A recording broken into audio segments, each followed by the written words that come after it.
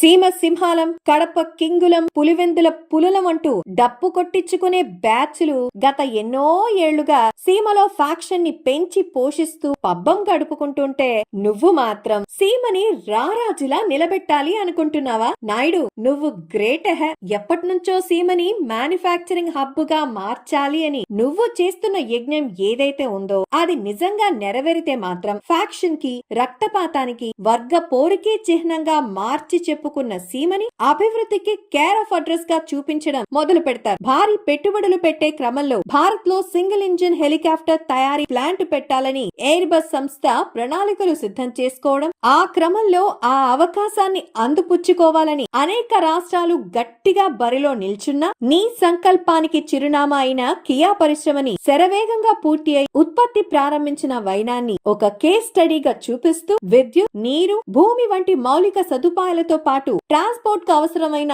అన్ని సౌకర్యాలు ఏపీకి ఉన్నాయని పదే పదే వివరిస్తూ ఆంధ్రప్రదేశ్ కి మరో భారీ పెట్టుబడి వచ్చేలా చేశావు. నువ్వు చేస్తున్న ఈ విశ్వ ప్రయత్నం నిజంగా మెచ్చుకోవాలి నాయుడు. కొందరంటారు సీమ మొత్తం క్లీన్ స్వీప్ చేసిన, రాష్ట్రం మొత్తంలో 151 సీట్లు ఇచ్చినా ఉన్న అమర్ రాజా లాంటి బడా కంపెనీలని కులకోణంలో పక్క రాష్ట్రాలకి పంపించేసి కర్నూలుకి కోర్టు తీసుకొస్తా అంటూ కాకమ్మ కబుర్లు చెప్తారు తప్ప వాళ్ళ బతికెట్టుకుని ఒక్కటంటే ఒక్క పరిశ్రమని కూడా తీసుకొచ్చే సత్తా మాత్రం లేదు. అంతేలే, గొడ్డలి వేటిని గుండెపోటుగా మార్చే క్రూర మృగాలకి నెత్తుటి వాసన తప్ప అభివృద్ధి ఫలాల విలువ ఏం తెలుస్తుందిలే. ఏదేమైనా thank you Naidu for your efforts in making Rayalaseema proud.